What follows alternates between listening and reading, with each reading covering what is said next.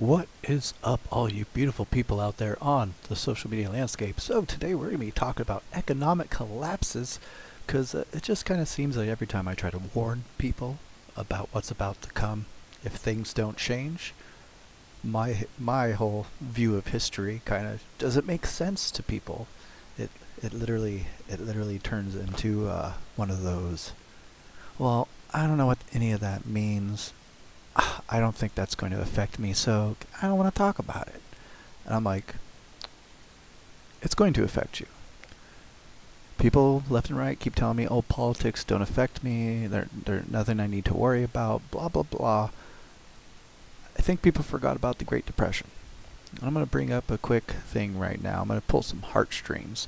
So I've been looking it up and researching, watching some economic collapse videos since about 11 p.m. I have no idea why I went on this rampage, but yeah, total deaths during the Great Depression were 1.3 to 1.4 million per year in the Great Depression. I guess it started in the 1930s, and yeah, lasted for a few years. So, yeah, oh damn, 4 years. 4 years per year. That's crazy. That's crazy. That's crazy. That's crazy. Anyways, let's go ahead and get into this and get educated, shall we? Oops. Whoops. Whoops. Whoops. Whoops. Whoops. Whoop. Whoop. Whoop. Whoop. Whoop. Whoop. Whoop. I gotta turn on the settings here. All right. Let's get educated, shall we? The United States wakes up with millions of people getting ready to play a role in the economy. From the workers keeping the retail sector running to the stockbrokers handling huge amounts of money, everyone plays their part. But today is no ordinary day, because today is the day the U.S. economy begins to collapse, and it'll happen sooner than anyone knows. It will. It's going to. I've been saying it for a while. A lot sooner than anyone thinks it's going to. Not to say an economic collapse happened out of nowhere. There are warning signs all around, and many economists have been trying to tell people for a long time. Inflation has likely been high for a long time, bordering on hyperinflation. When money has less value, the price of goods and services goes up too. And as salaries rarely rise with them, it becomes harder and harder to afford even basic goods. And literally, so I'll be getting into that exact conversation about prices, the price of goods going up. I've been telling people, like, it's only a matter of time before your milk costs you about $7-8 a gallon of milk. And people are like, I don't know the guy's name on Jeopardy, but I think it's Jeopardy, right? And they're like, Jimmy, give me things that won't happen for 500. And I'm like, bro, can we really be that ignorant, or willfully demanding that I get to be ignorant? It's baffling. It's baffling where the people are right now, when we have a whole shit ton of history behind us that can say, hey, these mistakes we're making now caused that. You know what I mean? Anyways, let's continue. The economy might have been slowing down in growth as well, with many people on unemployment. The combination of these two factors leads to a condition called stagflation. This puts the government in an unfortunate bind, as the methods needed to lower inflation might lead to higher unemployment. It's a bad state of affairs, but the dam is about to burst.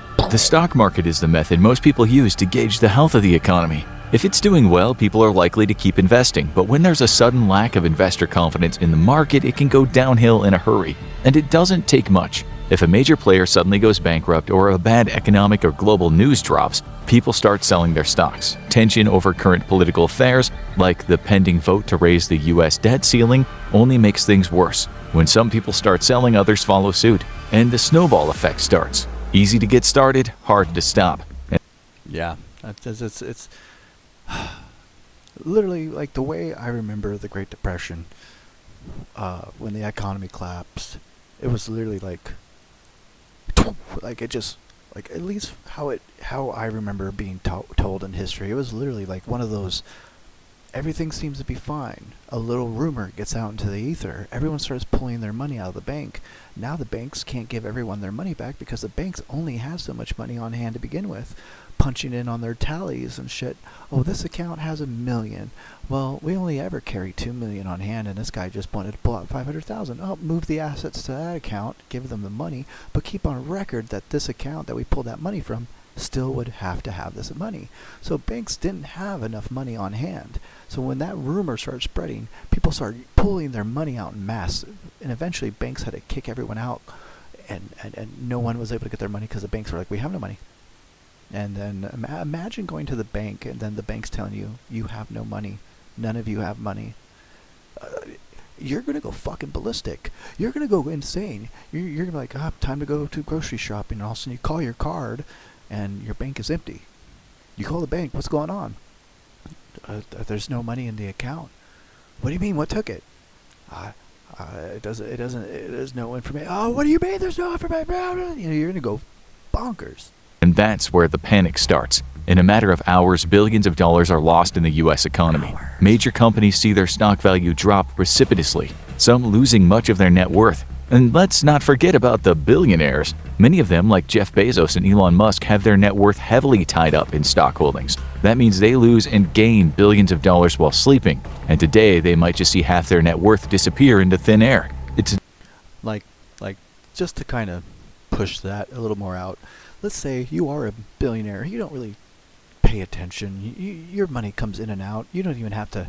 You have someone you hire just to run your card for you at Starbucks, right? Yeah. Once the economy falls, if you're not paying attention, it's going to hurt you too. Because typically, what the rich billionaires have to do is they need to pull out the wealth out of their assets, so now they can live off their assets.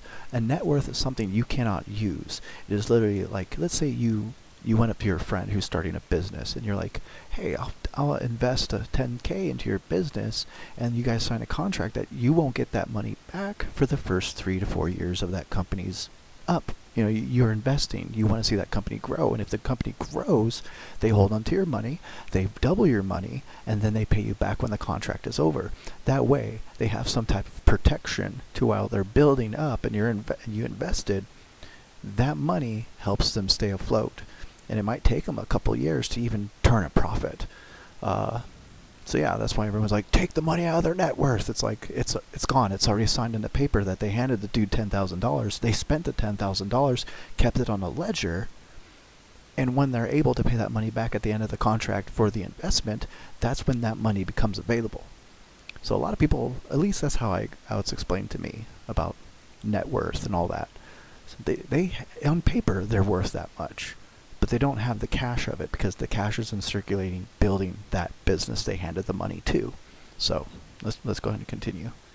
disaster for everyone from the billionaires to the small investors who see their retirement savings go up in smoke. Many companies see their entire net worth disappear, and by the close of the trading day, countless people are out of work and facing an uncertain future. But it's only going to get worse from here. Day 2. The U.S. government is in a panic.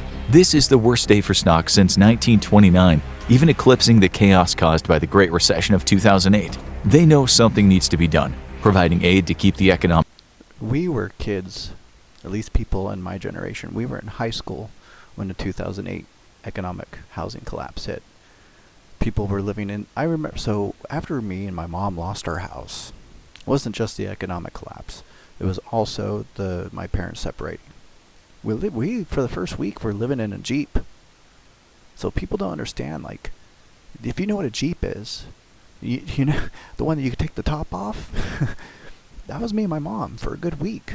In that Jeep, my mom pulled me out of school for that week because there was one of those, she didn't want me to be embarrassed at school. So she told the school, hey, we're going through some hard times.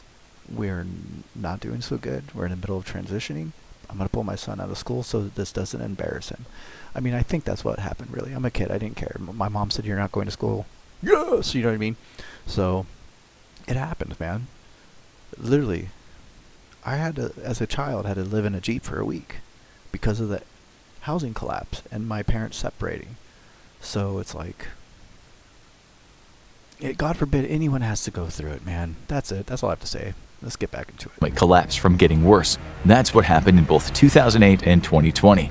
After the stock market collapse in 2008, a costly bailout bill was proposed, giving many of the businesses who were about to fold an infusion of cash. And in 2020, as the stock market collapsed due to the coronavirus pandemic, the government provided both aid to businesses who were shut down and direct payments to Americans. PPP loans, the stimulus that we got about 3-4 times during the lockdowns. That's what it's talking about right now. That's what our government did to keep the economy afloat, so we didn't go through a depression during the lockdown. They artificially inflated the system with the economy with stimulus, and that held us up just enough. But now we're starting to see the kind of downtrend of that. Once you make the dollar less valuable because you're putting more of it in circulation, the cost of goods go up, because now businesses are like, well, there's more money in rotation, so that means there's more of an ability to buy this product more expensive. So yeah, because you print money, you lower the value. Literally, since we've taken ourselves off the gold standard, our dollar went from a dollar value to a purchasing power of, I think, around 7 cents. Well, why do you think we used to be able to get a gallon of milk for like less than $1 when our grandparents were young? Now it's nearly edging out of $3 into $4. See what I'm saying? The purchasing power of the dollar has depleted because they keep printing money, and they took us off a gold standard that actually gave paper value. Who were out of work. That should work again, assuming the Republicans and Democrats can work together. No big deal, right? Not this time. A hurried bailout bill designed to stop the stock market collapse is voted down by a narrow margin, with some on the far right not wanting to spend taxpayer dollars, and some on the far left wanting a more robust bill. So here's the thing. Even if they print money, it would be a Band-Aid, and it would be the thinnest Band-Aid we've ever had to put on ourselves to fix the economy. Because, like I said, we've printed up too much dollars. We've put too much printed dollars into the circulation, and if we do it again, imagine if it becomes negative. Imagine if your dollar is now, you have to use $2 to even get a penny on the global economy value of the dollar. Milk would be like $10, $12. Places like Hawaii already see milk that expensive. They'd be having to pay like $20, $17.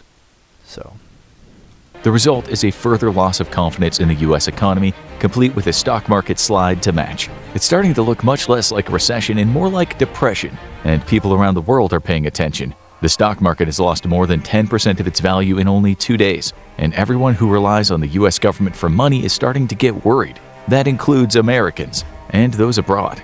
The U.S. government runs a deficit, a massive one, and many of those dollars are owed abroad. The U.S. national debt right now is a whopping $30 trillion, and as the U.S. economy continues its free fall, that'll have a global fallout. Hold on, let's make sure we're on the ball here. Put that over here. Current U.S. debt.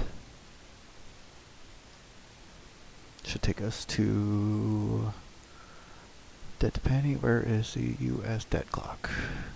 U.S. debt clock. I think that's it, right?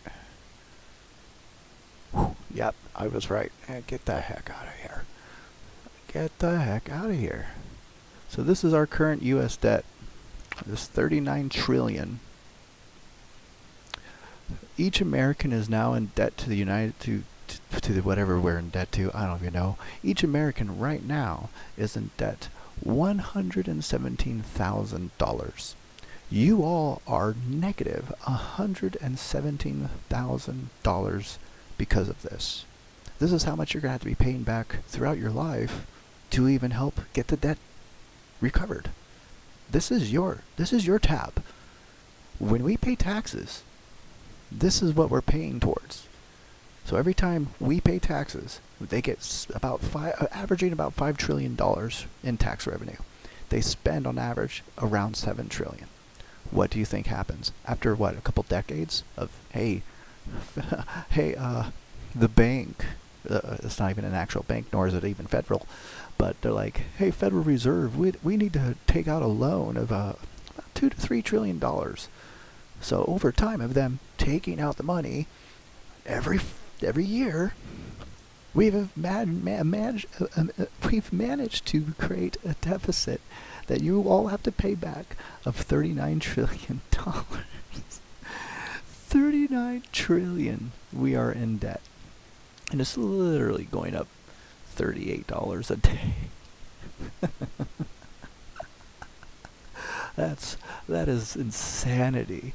That is insanity. Anyways, let's get back to it. The US dollar declines in value quickly, and many of the creditors are worried they'll never get their money back. So some might decide to call in their debts while they can, to which the US might start by saying, I'm good for it, man, I'll pay you next week. Yeah. But it's not just the big economic players who feel the... So imagine if it's around tax season, the economy collapses. The majority of Americans are banking on their tax returns. The government hits you up saying, oh, don't worry, I owe you. We can't pay you right now, but we promise we will. And that happens to the majority of Americans in this country. They just don't get their tax returns because there is no money to give them. damage created by the collapse. As businesses shut down due to the stock crash and resulting bankruptcies, more people start to find themselves out of work. They worry where their next meal will be coming from, and what would happen if society breaks down as a whole. As night falls on the United States for the second time in the midst... You know what would happen once we get to the point where everyone's fridges are empty? Riots. People with no morality kicking in your door to steal your fridge and what you might have in it. Not knowing that you're all struggling the same. They're still going to look at you with whatever bias they have, especially in an economic collapse. Everyone's going to be pointing the finger at everyone. You did it. This is your fault. The homeless did it. You did it. Oh, you did it. You worked for the military. It's your fault. And it's going to turn into where everyone's going to be robbing everyone. Riots, kicking in doors. And the police won't be getting paid, so there won't be police. The police are going to stay home. I got my family to take care of. You're going to be calling 911 because someone just kicked in your door, threatened you with a gun, and took all your shit, all your food, and you and your kid are sitting there freaking out. No one's answering 911 because there's no one there. Of a massive economic collapse, many people look at the news and say, we better get out there tomorrow and pick up some supplies, just in case. And that might just make things worse. Day 3. The start of the trading day is 9:30 a.m. and most people heading to the stock market floor look like they're heading to an execution. No surprise, things look grim from the moment the trading starts, but elsewhere there's already chaos. Grocery stores around the country are seeing a surge in buyers, emptying shelves similar to the way they did in the early days of the pandemic. The sense of Do y'all remember the toilet paper zombies? Do you guys remember the toilet paper zombies? Let me show you the toilet paper zombies. Toilet paper zombies 2020. Toilet paper zombies.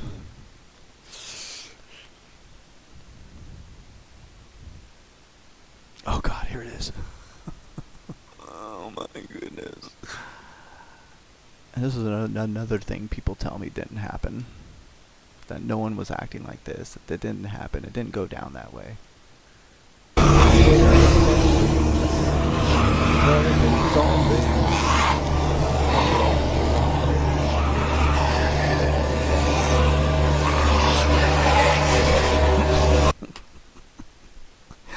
And people are like, you're such a doomer. I'm like, everything's in front of us now. You can't say I'm the crazy one. You're the crazy one for not taking the data and listening to it. You're the crazy people. Uncertainty has driven people to worry about shortages, and that means they're going to create those shortages themselves by stripping the shelves. Soon news footage starts coming out, and it's not good, because when people are in a panic, they act out. The first footage shows 2 old women brawling over the last pack of eggs. Next, a video comes out of a man punching out a supermarket manager because she tells him they've run out of meat. Shots of people looting and running out without paying are common, and robberies in the parking lot start cropping up as well. By the time evening falls on the US, several major supermarkets and big box stores have been looted, which means they aren't going to be open tomorrow. Do you know what looted means? That means that bunch of people rush in there and just open their backpacks and into their backpacks and just run out. Didn't pay for it. Knocked out whatever employee was in their way. Beat the shit out of whatever cop tried to show up. That's the future of an economic collapse. But hey, at least they're not on Wall Street. The overall losses have fallen to around 20% of the overall stock market in only 3 days. The panic has grown to an apocalyptic level. And imagine if you're not even fighting over something. You can easily hit someone in the face and take it and run off. They're going to be fighting because they're going to start blaming each other. They're like, you're the reason why we're not. No, it was your lack of paid attention. people are starting to ask, should the stock market open tomorrow? Historically, major events have led to temporary halts in trading. Assassinations of presidents, outbreaks of major wars, collapses of major businesses have led to shutdowns, and the 9/11 terror attacks led to a 6-day halt. Temporary halts prevented massive sell-offs during the coronavirus shutdown, but it couldn't stop the damage. Stock market halts can also be triggered at 3 thresholds: -7%, 13%, and 20%. And as the market crosses the 3rd threshold, powers that be say, shut it down. So, the stock market won't lose any more dollars tomorrow. But will that solve the problem?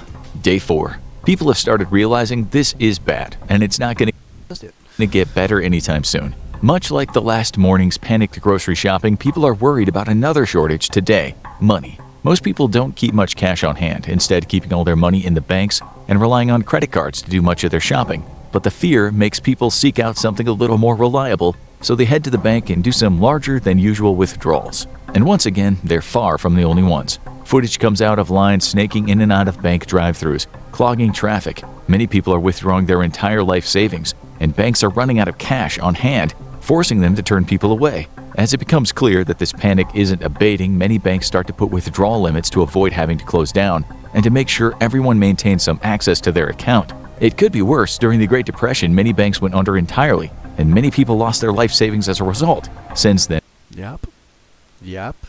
I just said that. Literally, as people were rushing to pull their money out the bank, all the money got flooded out. More people kept showing up, and there was no money there to pull out. and banks have been insured by the government to prevent that from happening again, as long as the U.S. government is in semi-functioning order. And that's not something we should ever question, or is it? With the government failing to pass a relief bill, the president has been reduced to passing executive orders. He's tried to unlock some emergency funding, but his powers are limited and the bleeding doesn't seem to be stopping. He's ordered the leaders of both parties back to the negotiating table to hash out a bipartisan bill, but both have come to the table with their own demands and aren't in a compromising mood. Making things worse, he spends most of the day fielding angry calls from other world leaders. Straight up, if an economic collapse happened and Trump tried to pull everyone in office to fix it, no one's gonna fucking want to listen to him or anyone who's trying to make sense. Even if he turns around and says, hey, I made a mistake, but I have an idea to try to fix it, no one's gonna hear it. No one's gonna want to fucking hear it. No one's gonna give a shit. And the reason why these other countries are gonna be pissed off, well, you're about to learn now.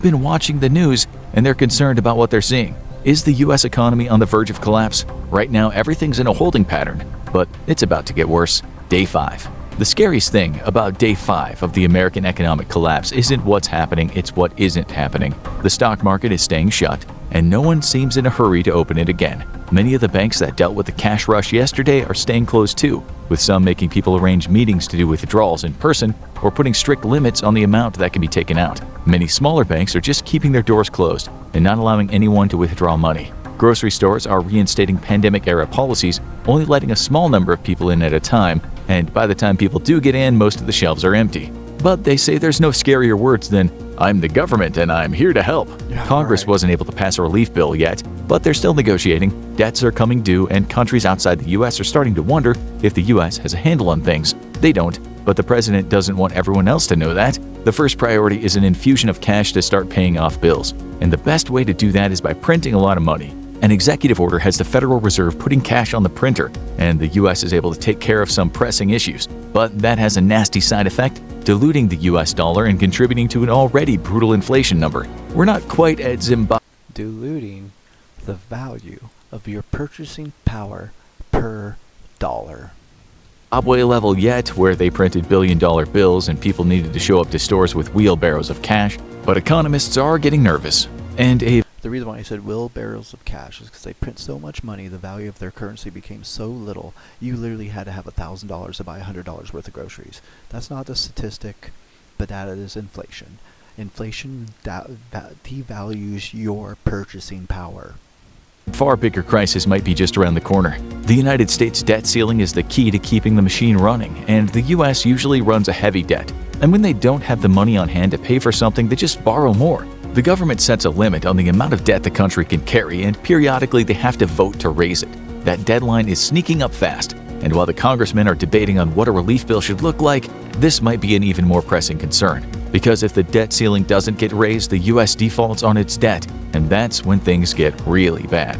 Day 6. Congress has been called back to vote on raising the debt ceiling, and the whole country and the world is watching with bated breath. If they pass the bill, the U.S. will be able to find some creditors to tide them over until the economic crisis passes. If it fails, default will come almost immediately on a segment of non-bond U.S. debt, further undermining confidence in the economy and sending not just the U.S. markets, but the world markets into a panic as the world's largest economy continues to convulse. With the stakes high, surely a clean bill can be passed to give the debt ceiling a temporary boost, or at least pass a temporary Don't jump. We have to talk about that too real quick. You see homelessness, children, 250,000 plus unaccompanied youth because of parents separating and deciding to cut their kid off. Suicides per year were 20,000 people.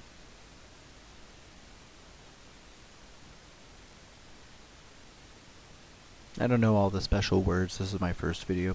Facebook, at least, give me a heads up. What words am I not allowed to say? Just put them in the comments, and I'll make sure that the next time I do it, because I think I'm supposed to say unalived. I do apologize. For anybody who might get offended, just know that this is my first time trying to do one of these reaction videos. I apologize if my words get anyone, just going through some bad memories. But that is a stat. Alright, let's get back to it. Dispensation, right? Nothing's ever so easy in Congress. It's clear the tensions from the relief bill are spilling over from the minute the debate begins, with multiple congressmen stepping up to raise objections to the bill or offer amendments that are only loosely related to the matter at hand. Arguments fill the halls of the House of Representatives, and making things worse, the controlling party only has a 5-seat margin, with around 10 hardline members who often disagree with leadership. They need 218 votes to pass raising the debt limit, but the final bill has multiple poison pill amendments that have angered both the base and radicals. And when the vote roll is called, it falls short with only 210 votes. And the entire world watches as the United States is about to default on a portion of its debt as of midnight. Around the world, in stock markets that are still operating, people start selling off their shares of American companies. The American dollar continues to decline rapidly, and the exchange rate becomes brutal for Americans looking to spend money outside of the country. And around the world, various powers start to sharpen their knives as the U.S. looks weaker than it's been in over 100 years. Could this... Do you understand the terminology behind sharpening the knife? As the United States falls, our adversaries will look at it as an opportunity to claim territory, to claim resources, where and however that looks like, good or bad, beneficial or catastrophic. Be the end of the United States as a great power, or will it be another economic bump in the road? A whole lot of people are waiting to find out. Day 7. As the economic crisis enters its first full week, the president is not happy. He's already called up the leaders of both parties, reading them the Riot Act, and then watched with dismay as the clock rolled over and America officially was unable to pay its debts. He spent the rest of the early morning on the phone with allies, assuring them this was only a temporary problem and they'd get their money in short order. Some, like most of Europe, were understanding, although rumblings in the streets of Europe was that doing business with America was not a good proposition right now. But other countries were less understanding. China, the single biggest U.S. creditor, wasted no time, and reports started circling the globe of outposts of U.S. companies being placed under Chinese control and U.S. ships being detained at Chinese ports. The president had several tense phone calls with Chinese leadership, but the Chinese were cagey and wouldn't admit that there was an official policy of seizing U.S. assets, although they wouldn't deny it either. And in the throes of a massive economic crisis at home, the US wasn't looking to add an international crisis to that. So the president had little choice but trust China's word and slink away quietly. Back on the home front, things were about to go from bad to worse. A week into the crisis, many companies were struggling with a massive cash flow problem. Many owners had seen their company's value drop like a rock, or had problems getting the cash they needed to grow their business. Expansion plans were put on hold, planned loans were canceled by timid lenders, and thousands of small and mid-sized businesses had seen their narrow profit margin disappear and were. This is talking about the store closing, jobs disappearing, where you thought politics wouldn't affect you. You lose your job. You lose the means to be able to buy food. You lose your house, your car, and everything that you were still paying for. Forced to close up shop when it was clear they would not be able to make this month's rent. And that put tens of thousands of new people out of work and on the unemployment rolls, causing massive backlogs in the systems. Tensions are rising and people don't know where their next paycheck will come from. That's a recipe for a tinderbox about to explode. Day 8. One area hasn't suffered much in the economic disaster: social media. As the pandemic grows, everyone with access to the internet is using social media to vent and make their own suggestions for what to do, and everyone seems to hate every other idea. Political tensions are higher than ever, and everyone seems to agree on one thing: it's the government's fault. So, who remembers during the lockdowns the biggest change, the biggest boom for people were becoming social media influencers? You were at home. You had to find a way to make money. So a lot of people turned to social media to start trying to be affiliates, to sell products and only make a commission, streaming to Twitch, making YouTube videos, trying to make pennies because that's all they could make. So, yeah, we'd probably see that again as long as the power's on. Takes is one spark to make things boil over, and this comes when a video goes viral of an interaction at a supermarket. An old woman with a basket of groceries finds that her credit card has been declined and is roughly handled by security when she begs them to let her take the food anyway. That sparks a brawl in the store, with customers brawling with security and later police. You know it. You know it. You know if an old lady had her card denied during a period where the country shouldn't be fucking really doing that. We should probably be handing out some food for free. You know what I mean? Trying to help people out.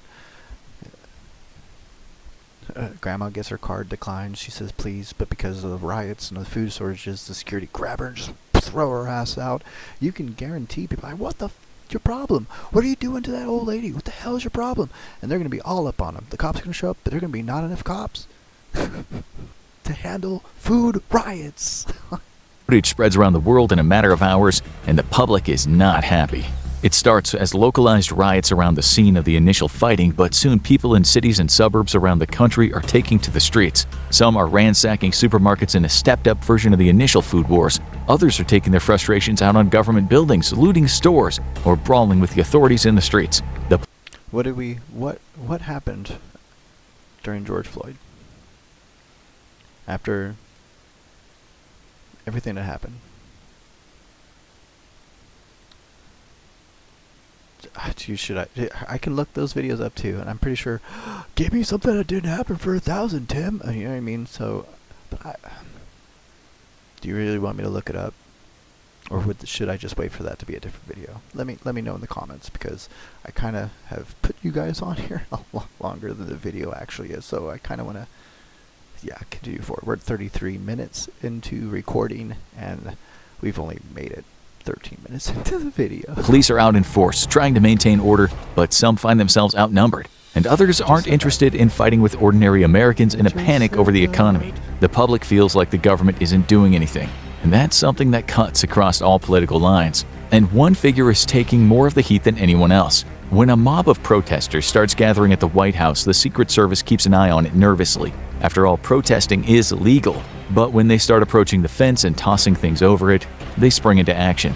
The Secret Service quickly tries to disperse the crowd, but several agents are injured by tossed bottles. They fight back, arresting some protesters and injuring others, and the president is quickly ushered down to the White House bunker. The crowd is eventually dispersed, but it's clear something has unleashed, and it's not going away anytime soon. And the rest of the world has noticed too. Day 9. The footage of American cities and suburbs in flames has gone viral around the world, and the president has given a shaky speech from the bunker calling for peace. To put it lightly, it didn't raise anyone's confidence about the state of things. States have begun calling up the National Guard to restore order, but reports are coming in of guardsmen refusing their orders. I'm telling you, dude, when the economy hits and you ain't going to be able to supply money to the military, they're not going to spawn into action to fight their own citizens. They're not. Like, if you could promise them a comfortable life, maybe. But in the end, if the government has no money, it's not going to happen. It's not. After all, they might be facing off against their own loved ones, and many of them are also looking at their bank accounts, terrified of what's happening. Even more businesses choose to close down after last night, some suffering serious damage in the unrest, and others not wanting to expose themselves to the riots if they kick off again. And some radical solutions are being proposed. So what's more important, the United States' economic health or the country staying a democracy? Powerful members of both parties have called for the president to declare a state of emergency and take extreme measures, including seizing the assets of some of the country's most powerful billionaires. After all, those several $100 billion might come in handy. Of course, they probably can't agree on which billionaire should be first in line. Probably the one they disagree with the most. Yeah. But one isn't waiting to find out. Word starts getting around that Elon Musk took a private plane to Canada overnight where he still has citizenship. And he's not the only one losing faith. Word starts spreading around the world of more and more American assets being seized by other countries. It continues in China, but other less powerful countries are joining in. Even the U.S.'s allies in the EU and the Anglosphere are sounding increasingly agitated about the situation, demanding answers from the president as the U.S. dollar keeps inflating and the political situation gets increasingly volatile. Around the country, those well-versed in financial matters decide to get what they can while the dollar still has some value. And many try to trade their cash in for commodities with a solid value, like gold. But will gold even be worth anything in the event of a complete economic collapse? Day 10. Most people have... Honestly, I don't know if all scruples of what we live by now all of a sudden go out the window. Would gold even have a value to it? Can you morph gold? Can you make something out of gold? Can you chip it down and make coins? Do you know how to do these things? Somebody told me a long time ago that if the economic collapse happened, water, food, guns, and ammo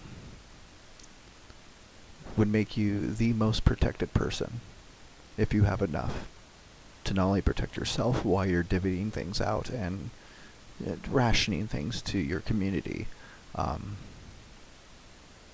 Yeah, like ultimately, if you have enough friends, you can get all your family and friends to move in with you. You get them armed. You have yourself a little fortified castle during all of this.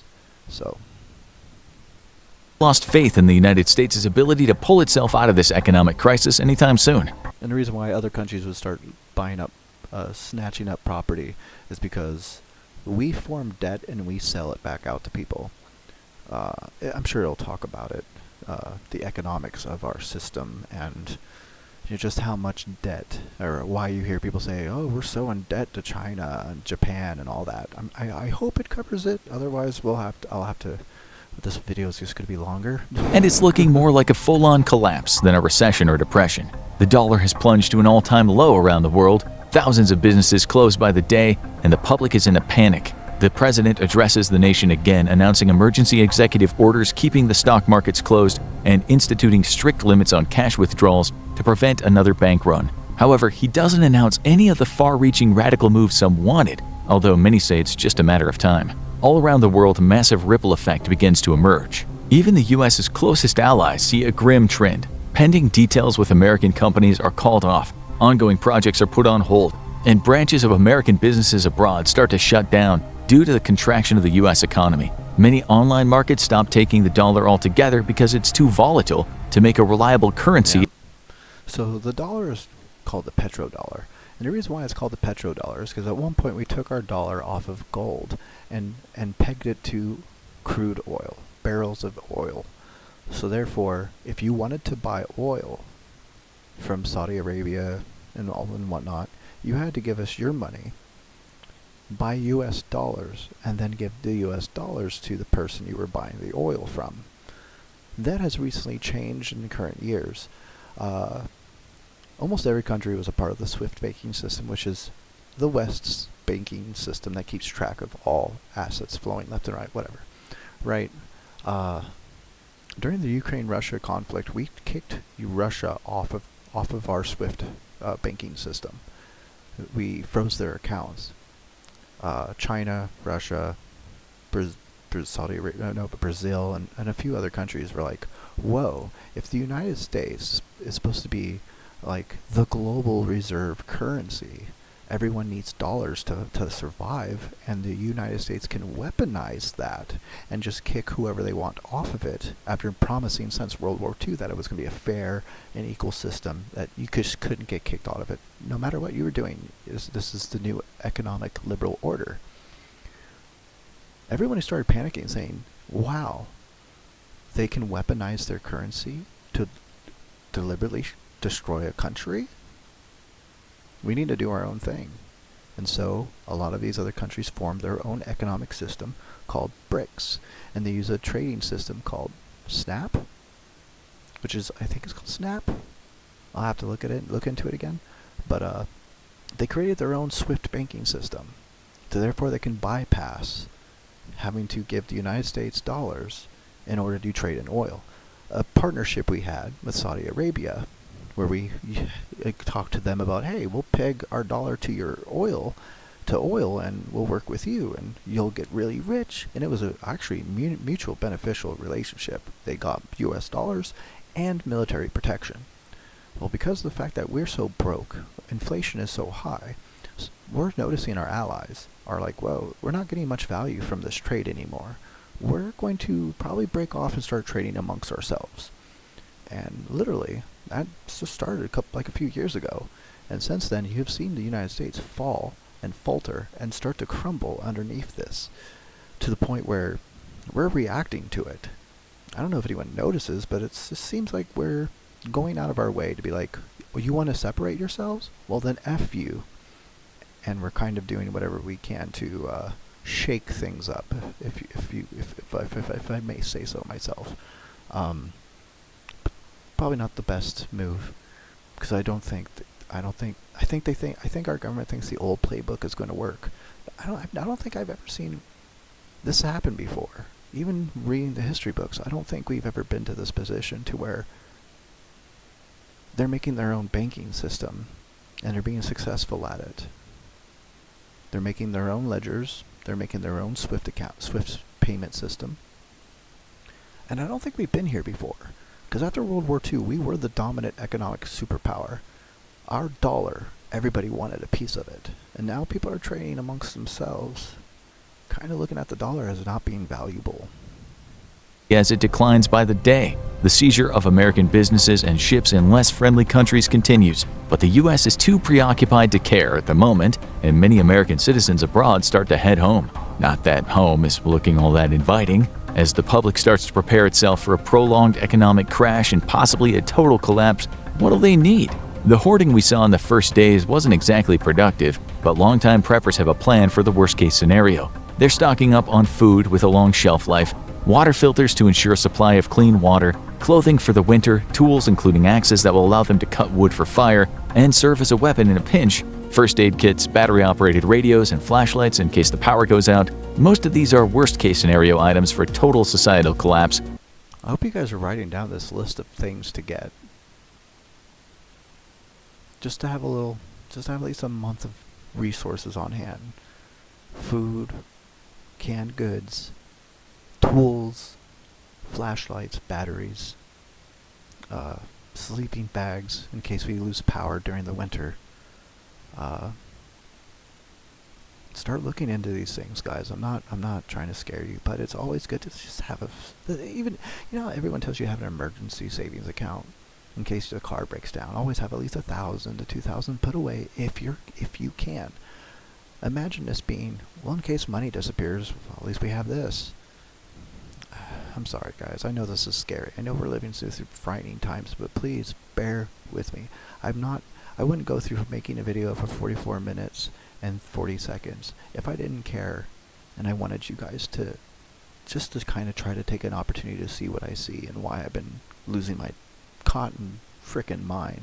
rather than an economic collapse, but who knows where we're headed. Is there a way out of an economic collapse? That heavily depends on what the government does. Some countries like Venezuela and Zimbabwe doubled down on faulty policies that led to hyperinflation and greater isolation from the world.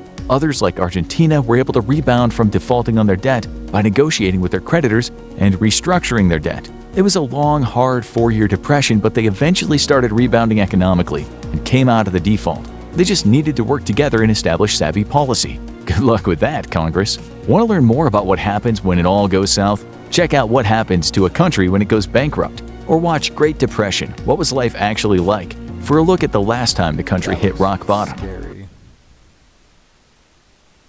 Yeah, what do you guys think? I'm going to get through this video real quick, because I want to go back to the Gemini. But yeah, let's just go through this this quick little thing right here, just so you guys can get an idea. So total deaths during the Great Depression, mortality data, 1.3 to 1.4 million per year. Direct starvation deaths, hundreds nationwide. Malnutrition sickness, that from just not getting the nutrients, a right amount of nutrients per your daily value to have enough antibiotics and stuff in your body to help fight diseases. Millions affected.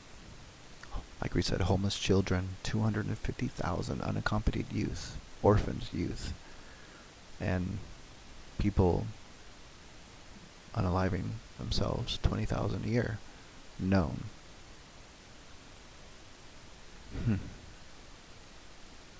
Oh wow, the Wild Boys of the Road, they had their own title. Now we call them street kids. An estimated 250,000 to 300,000 children and teenagers became homeless transients. Many left home. Well, transient is just another special word for homeless. It's less derogatory. Many left home voluntarily, so their parents would have one less mouth to feed. They hopped freight trains, lived in transient camps, hobo jungles, and faced immense danger from train accidents, exposure to the elements, and railway guards. Hundreds of thousands more children lived in makeshift shanty towns, Hoovervilles, with their destituted parents. That means the parents lost their home, lost everything. They had to live in cardboard boxes, basically, with tarps. So, if you've made it to the end, thank you so much. I know this is probably late. I know I'm probably doing this late. I've been trying to yell out into the ether since 2012 and have lost everybody, most of my friends, most of my family.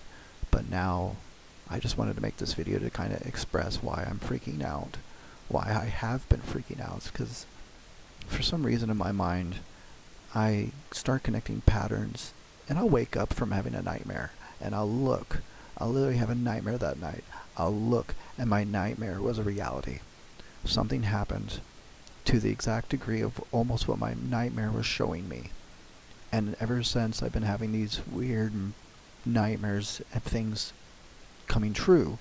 I have been just on the fritz, like on the wall, being like, please, I don't think I'm going crazy. I think a lot of us are getting revelation, telling the truth, the